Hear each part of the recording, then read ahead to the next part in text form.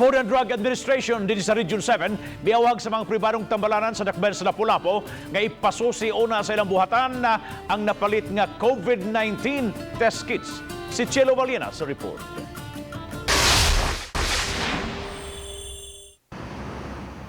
Matod ni Sara Oriol, OIC sa FDA, nga sa pagkakaron upat lang ka COVID-19 test kits ang gitugutan nga magamit alang sa testing sa suspected COVID-19 patient.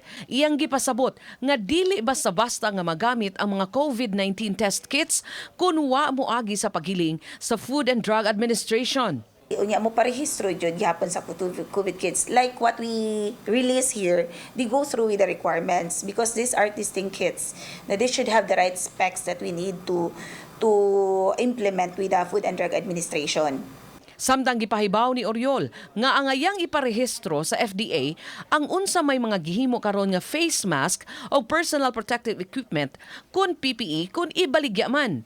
Hinuon dili na kinahanglang irehistro pa ang improvised face mask o PPE kun ihatag lang kini sa mga frontliners sama sa mga health workers, mga nag-atiman karon sa mga persons under investigation.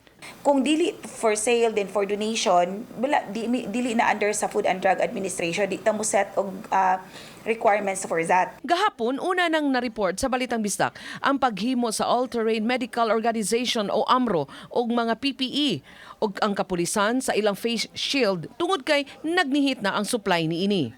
Uban ni June Solon, Chelo Valena, Balitang Bisdak.